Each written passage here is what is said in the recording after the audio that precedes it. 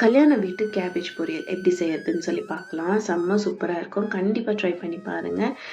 And இந்த video உங்களுக்கு பிடிச்சிருந்துச்சுன்னா சேனலுக்கு சப்ஸ்கிரைப் பண்ணிக்கோங்க.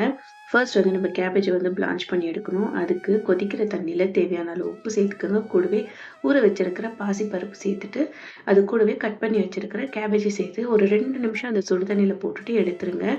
பாசிப்பருப்பும் அவ்வளோதான், நீங்கள் ரொம்ப வேக வைக்கணும்னுட்டுன்னு இல்லை, ஜஸ்ட் அது சுடு தண்ணியில் போட்டாலே போதுமானது. இது எல்லாத்தையுமே எடுத்து ஸ்ட்ரெயின் பண்ணி தனியாக வச்சுக்கோங்க. ஒரு கடாயில் 1 டேபிள் ஸ்பூன் எண்ணெய், கடுகு, கருவேப்பிலை, பச்சை மிளகாய், வரமிளகாய், ஒரு வெங்காயம் ஸ்லைஸ் பண்ணி சேர்த்துக்கோங்க. இது கூடவே தேவையான அளவு உப்பு சேர்த்துட்டு வெங்காயம் நல்லா வதங்கணும் பிளான்ச் பண்ணி வச்சிருக்கிற கேபேஜை வந்து இது கூட சேர்த்து கலந்துடலாம். நல்லா கலந்துட்டு இது கூடவே துருவின தேங்காய், கொத்தமல்லி எல்லாத்தையும் சேர்த்து நல்லா கலந்துட்டு சுட சுட சாம்பார் சாதம், ரசம் சாதம் இது கூட நீங்கள் சைட் டிஷ்ஷாக வச்சு சாப்பிடுங்க. கண்டிப்பாக சூப்பராக இருக்கும். நீங்களும் ட்ரை பண்ணி பாருங்கள்.